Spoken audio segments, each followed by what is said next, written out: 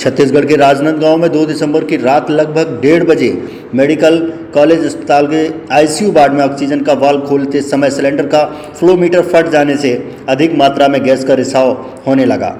इसी बीच अफरा तफरी मच गई। अफरा तफरी के चलते दो मरीज की मौत हो गई। एक मरीज बालोद जिले का था, जिनकी मौत के बाद उनके परिजनों ने प्रेस कॉन्फ्रेंस कर इस मामले की कार्रवाई की मांग की। वहीं आज दूसरे मरीज की परिजन एसपी कार्यालय पहुंचे और इस मामले में लापरवाही से मौत होने का मामला बताते हुए डॉक्टरों पर कार्रवाई की मांग को लेकर ज्ञापन सौंपा। राजनांदगांव जिला डोंगरगढ़ विधानसभा आसरा निवासी गुहाराम साहू को मेडिकल कॉलेज अस्पताल में भर्ती कराया गया था, जहां उन्हें सांस लेने में तकलीफ के चलते आईसीयू वार्ड में शिफ्ट किया गया। इस दौरान गुहाराम को ही उक्त ऑक्सीजन सिलेंडर वहां मौजूद वार्ड बॉय के द्वारा लगाया जा रहा था। तब ऑक्सीजन सिलेंडर का फ्लो मीटर फट गया। इसी बीच अफरा तफरी मच गई। चिंगारी को देख वहां मौजूद गार्ड ने फाइटर का उपयोग किया। ज्ञापन सौंपने के दौरान मृतक गुहाराम के परिजनों ने कहा कि सिलेंडर का फ्लो मीटर फटने के बाद वहां मौजूद staff nurse, ward boy, doctor सहित अन्य लोग मरीजों को छोड़कर अपनी जान बचाकर बाहर भाग गए। वही मरीजों को भी उन्होंने बाहर नहीं निकाला। मृतक गुहाराम के पुत्र मिथिलेश कुमार का कहना है कि उनके पिता को उन्होंने खुद बाहर निकाला। पिता के बाहर निकलने के बाद उनका इलाज नहीं किया गया, जबकि स्टाफ में मौजूद नर्स, डॉक्टर यह जानते थे कि उनके पिता को सांस लेने में तकलीफ हो रही है। क्या हैं, कहाँ के हो, क्या मामला है आपका? जी, हम आसरा रहते हैं सर। हमारा बाबूजी जो है हॉस्पिटल में भर्ती था, तो 2 तारीख को जो गैस रिसाव वाला जो कांड हुआ है उसमें हमारे बाबूजी का देहांत हो गया। उसी के कारण हम लोग यहाँ आए हैं सर को ज्ञापन। क्या मांग कर रहे हो ज्ञापन के माध्यम से? हमारे बाबूजी जो मौत हुआ है उस डॉक्टर की लापरवाही के कारण हुआ है। हम उसके लापरवाही का दोषी डॉक्टरों के ऊपर कार्रवाई होना चाहिए। कर क्या है सर? क्या हुआ था उस दिन रात को? रात में गैस रिसाव हुआ सर। गैस रिसाव हुआ तो नोजल तरफ से चिंगारी निकलने लगा और वो फटा, तो फिर सब डॉक्टर नर्स सब लोग भाग गए बाहर, मरीजों को भी छोड़ के। आपके पिताजी को कौन निकाला बाहर? हम खुद जाके निकाले सर। डॉक्टरों को बोले कि पिताजी को बाहर निकालो करके, तो आपका पिताजी आप लोग जानो करके बोल दिए। वो ऑक्सीजन सिलेंडर किसको लग रहा था? बाबूजी को लगा हुआ था। फिर उसके बाद क्या हुआ, कितने देर में उनकी डेथ हुई? हम लोग फिर देखे कि ये लोग कुछ कर नहीं रहे हैं डॉक्टर लोग करके, तो हम लोग जाके बाहर निकाले उनको। उनके बाद डॉक्टरों से बोले भी कि इनका इलाज करो, देखो उनको ऑक्सीजन लगेगा क्या लगेगा। तो जाके देखे, फिर आखिरी में हमको बोल दिया आपके पिताजी खत्म हो गए करके सर। TV1 इंडिया न्यूज के लिए अकील कुरैशी की रिपोर्ट, राजनांदगांव, छत्तीसगढ़। छत्तीसगढ़ के राजनांदगांव शहर के समीप पारनी नाला क्षेत्र में नेशनल हाईवे पर ग्रामीणों ने चक्का जाम कर दिया। ग्रामीणों का यह सर्विस रोड ब्रेकर सहित चेक निर्माण की मांग कर रहे हैं। बीते 4 दिसंबर को ग्राम पारी क्षेत्र की ओर जा रहे मोपेड सवार एक दंपति को कार सवार ने टक्कर मार दी थी, जिससे मौके पर ही महिला की मौत हो गई थी। महिला की मौत के बाद गुस्साए ग्रामीणों ने सड़क पर चक्का जाम कर तत्काल ब्रेकर बनाने की मांग की और यह ट्रैफिक सिग्नल लगाने को कहा।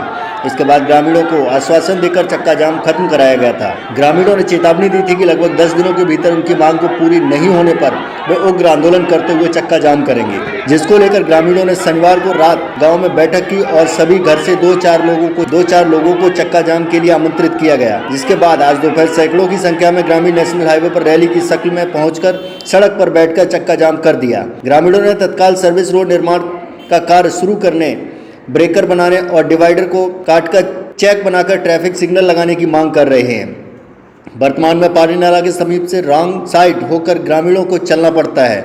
यहां अघोषित रूप से डिवाइडर को तोड़कर चेक बना दिया गया है, जिससे यहां हादसा का खतरा बना हुआ है।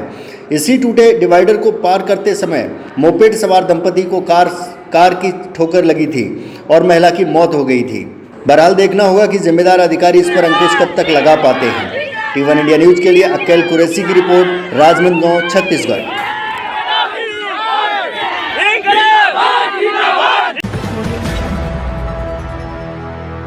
छत्तीसगढ़ के छुरिया में कबीरधाम जिले में 13 वर्ष की छात्रा के साथ हुए दुष्कर्म के मामले में आरोपियों पर कार्रवाई नहीं होने और कार्रवाई की मांग करने वाले अखिल विद्यार्थी परिषद के कार्यकर्ताओं ने जबरदस्ती गिरफ्तार करने और धर्म परिवर्तन के मामले को लेकर छुरिया में अखिल भारतीय विद्यार्थी परिषद के इकाई द्वारा विरोध प्रदर्शन किया गया और मुख्यमंत्री प्रभारी मंत्री प्रशासन के विरोध में नारेबाजी करते हुए पुतला दहन करने का प्रयास किया गया।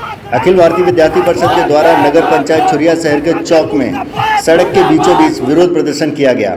अखिल भारतीय विद्यार्थी परिषद के पदाधिकारी व कार्यकर्ताओं ने कहा कि कबीरधाम जिले में 13 वर्षीय छात्रा का सामूहिक बलात्कार की घटना हुई है, लेकिन पुलिस इस मामले में आरोपियों को बचाने का प्रयास कर रही है।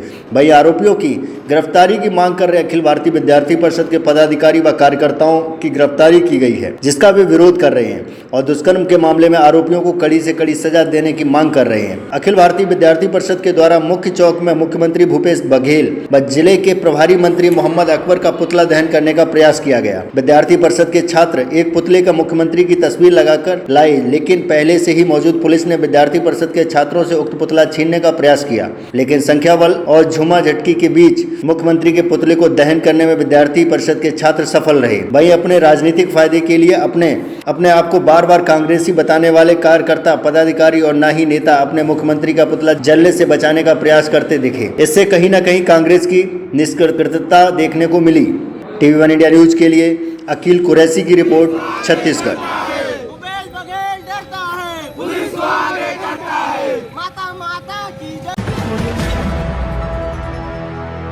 छत्तीसगढ़ के अंतागढ़ से द्वारा प्रदेश स्तरीय संघ के आह्वान पर अपनी मांगों को लेकर अंतागढ़ में रैली निकालकर मुख्यमंत्री के नाम SDM कार्यालय में ज्ञापन सौंपा। अंतागढ़ राजमिस्त्री रेजा कुली संघ द्वारा प्रदेश संघ के आह्वान पर अपनी 6 सूत्री मांगों को लेकर अंतागढ़ के उन्मुक्त खेल मैदान में सभा आयोजित किया गया, जिसमें संघ के पदाधिकारी द्वारा अपनी मांगों को लेकर आगे लंबी लड़ाई करने की बात करते हुए जब तक मांगें पूरी नहीं हो पाती तब तक रणनीति जारी रहने की बात कही, जिसके बाद सभी रेजा कुली संघ द्वारा उन्मुक्त खेल मैदान से गोल्डन चौक होते हुए SDM कार्यालय तक रैली निकाली, जहां पर मुख्यमंत्री के नाम अपनी 6 सूत्री मांगों को लेकर ज्ञापन सौंपा।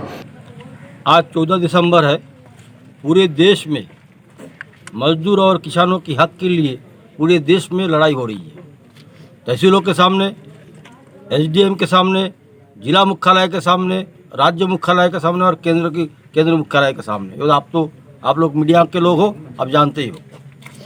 मुद्दा यह है कि केंद्र की सरकार जो किसानों के विरोध में काले कानून 3 लाए हैं, उसके खिलाफ, दूसरा मजदूरों के खिलाफ जो काले कानून लाए हैं, ये दोनों जो किसान विरोधी और मजदूर विरोधी कानून है, ये पूंजीपतियों के हक में है, उद्योगपतियों के हक में है और किसान और मजदूरों का पेट मारा जा रहा है।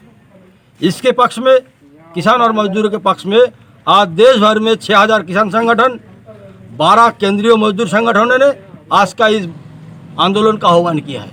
ये केवल अंतागढ़ के आंदोलन नहीं है, पूरे देशव्यापी आंदोलन है।